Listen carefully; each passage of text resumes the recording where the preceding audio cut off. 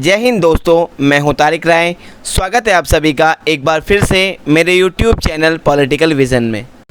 Dear students, आज हम चर्चा करेंगे कंपैरेटिव पॉलिटिक्स पर, अर्थात तुलनात्मक राजनीति क्या है।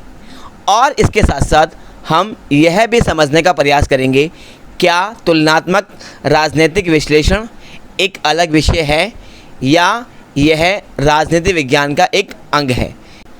तो आइए हम सीधा अपने टॉपिक पर चलते हैं और इसे विस्तार से समझने का प्रयास करेंगे। तो डियर स्टूडेंट्स, जहाँ तक तुलनात्मक राजनीति का सवाल है, तुलनात्मक राजनीति राजनीति विज्ञान का एक बहुत ही महत्वपूर्ण अंग है। तुलनात्मक राजनीति के अध्ययन की परंपरा राजनीति विज्ञान के जन्म से ही आरंभ होती है। वास्तव में प्राचीन यूनानी दार्शनिक अरस्तु ने राजनीति शास्त्र की नींव ही तुलनात्मक राजनीति की आधारशिला पर रखी थी, परंतु अरस्तु की तुलनात्मक राजनीति का उद्देश्य सीमित था।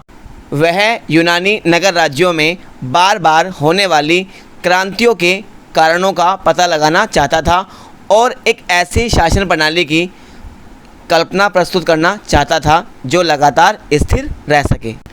इसके साथ साथ हमारे लिए यह जानना भी बहुत आवश्यक है कि तुलनात्मक राजनीति वास्तव में तुलनात्मक अध्ययन पर आधारित है। तुलनात्मक राजनीति में दो या विभिन्न देशों की राजनीति की तुलना की जाती है या एक ही देश की अलग अलग समय की राजनीति की तुलना की जाती है और यह देखा जाता है कि इनमें क्या समानताएं हैं और क्या असमानताएं। इसके साथ साथ तुलनात्मक राजनीति को बेहतर तरीके से समझने के लिए हमारे लिए तुलनात्मक सरकार और तुलनात्मक राजनीति के बीच के अंतर को समझना बहुत ही आवश्यक है। जहाँ तक तुलनात्मक सरकार का सवाल है, तो तुलनात्मक सरकार का अध्ययन सरकारों के तुलनात्मक अध्ययन तक सीमित है, अर्थात इसके अंतर्गत कार्यपालिका, विधायिका और न्यायपालिका आदि संस्थाओं का अध्ययन किया जाता है। जबकि तुलनात्मक राजनीति के अंतर्गत सरकारी और गैर सरकारी सभी प्रकार की राजनीतिक गतिविधियों का अध्ययन किया जाता है। इसके अंतर्गत राज्य एवं इसकी संस्थाओं के अध्ययन के साथ साथ व्यक्तियों, सामाजिक संगठनों, राजनीतिक दलों, हित समूहों और सामाजिक आंदोलनों आदि का भी अध्ययन किया जाता है।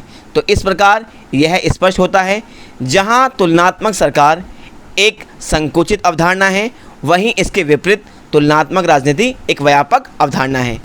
तो डियर स्टूडेंट्स, तुलनात्मक सरकार और तुलनात्मक राजनीति के बीच के अंतर को समझने के बाद अब हम तुलनात्मक राजनीति के विकास को समझने का प्रयास करेंगे। तो डियर स्टूडेंट्स, जहां तक तुलनात्मक राजनीति के विकास का सवाल है, तो तुलनात्मक राजनीति के अध्ययन की परंपरा बहुत पुरानी है। लगभग 2500 वर्षों से तुलनात्मक राजनीति के व्यवस्थित अध्ययन के प्रयास होते रहे हैं। जैसा कि मैंने अभी आपको बताया था कि तुलनात्मक राजनीति राजनीति विज्ञान का एक अंग है।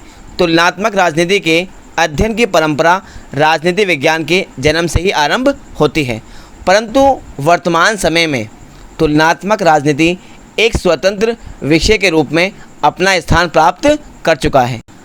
सर्वप्रथम यूनानी दार्शनिक अरस्तु ने राजनीति का तुलनात्मक अध्ययन किया था।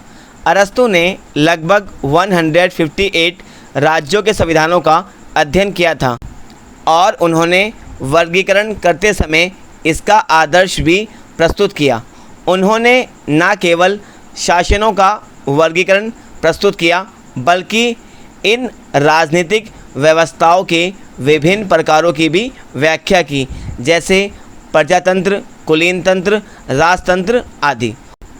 इसके साथ साथ उन्होंने अच्छी शासन व्यवस्था के मानदंड के आधार पर भी इनके बीच के अंतर को स्पष्ट किया और इस वर्गीकरण के आधार पर उन्होंने अच्छे और बुरे, आदर्श और विकृत शासनों के बीच का उदाहरण प्रस्तुत किया था।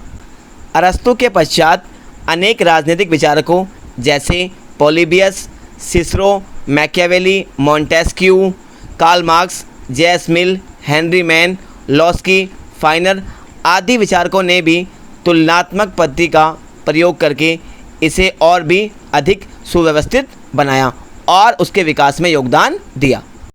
दूसरे विश्व युद्ध से पहले तुलनात्मक पद्धति के विकास में क्रमबद्धता का अभाव था, अर्थात तुलनात्मक राजनीति के विकास में क्रमबद्धता नहीं थी। परंतु दूसरे विश्व युद्ध के पश्चात तुलनात्मक राजनीति के क्षेत्र में क्रांतिकारी बदलाव आया और यह एक नए विषय के रूप में विकसित होने लगा। कहने का तात्पर्य यह है कि दूसरे विश्व युद्ध के बाद जब अनौपनिवेशीकरण की प्रक्रिया आरंभ हुई और नए देशों के अध्ययन की दिशा में रुचि जागृत हुई, तो इसके परिणाम स्वरूप तुलना के लिए कई इकाइयाँ सामने आई और इनकी तुलना की दिशा में प्रयास किए जाने लगे। राजनीतिक परिघटना और प्रक्रियाओं को समझने और समझाने के लिए नई इकाइयों का अध्ययन किया जाने लगा और राजनीति को एक पूरी व्यवस्था के रूप में समझने के लिए तुलनाएं की जाने लगी। नए देशों के अध्ययन के साथ साथ अध्ययन के दृष्टिकोण में भी परिवर्तन आया। इसके तहत न केवल राज्य और इसकी संस्थाओं का अध्ययन किया जाने लगा, बल्कि व्यक्तियों, सामाजिक संगठनों, राजनीतिक दलों, हित समूहों और सामाजिक आंदोलनों आदि का भी अध्ययन आरंभ हुआ। तो डियर स्टूडेंट्स, तुलनात्मक राजनीति और इसके विकास का व्यापक रूप से विश्लेषण करने के बाद हम अंत में निष्कर्ष के तौर पर यह कह सकते हैं कि तुलनात्मक राजनीति राजनीति विज्ञान का एक महत्वपूर्ण अंग है, परंतु वर्तमान समय में तुलनात्मक राजनीतिक विश्लेषण अपने आप में एक अलग विषय के रूप में उभरकर सामने आया है। इसके साथ साथ हमारे लिए यह समझना भी बहुत आवश्यक है कि तुलनात्मक सरकारों और तुलनात्मक राजनीति के अध्ययन का महत्वपूर्ण उद्देश्य यह है कि हम अपने विषय का वैज्ञानिक विश्लेषण कर सकें और इस प्रकार सर्वश्रेष्ठ परिणाम प्राप्त कर सकें। डियर स्टूडेंट्स, आज के लिए बस इतना ही। मैं उम्मीद करता हूँ मेरे द्वारा इस वीडियो के अंतर्गत तुलनात्मक राजनीति और उसके विकास से संबंधित जो कुछ भी समझाने का प्रयास किया गया है वो काफ़ी हद तक आपको समझ में आया होगा। यह video BA program and BA honours political science जो सेकेंड ईयर के स्टूडेंट्स हैं, जो अभी फ़िलहाल थर्ड सेमेस्टर में हैं, उनके लिए काफ़ी महत्वपूर्ण है। इसके अलावा आप सभी स्टूडेंट्स इस वीडियो के डिस्क्रिप्शन बॉक्स में जाकर दिए हुए लिंक पर क्लिक करने के बाद अपने सब्जेक्ट से संबंधित और भी महत्वपूर्ण जानकारी प्राप्त कर सकते हैं। तो डियर स्टूडेंट्स, अगर आपको मेरी वीडियो पसंद आई हो और अभी तक आपने मेरे चैनल को सब्सक्राइब नहीं किया है तो प्लीज़ मेरे चैनल को सब्सक्राइब कीजिए, लाइक कीजिए, शेयर कीजिए और सबसे महत्वपूर्ण बात, बेल आइकन को दबाना ना भूलें, जिससे कि आपको मेरी नेक्स्ट वीडियो की नोटिफिकेशन मिलती रहे। तब तक के लिए जय हिंद, जय Bharat. Thank you very much.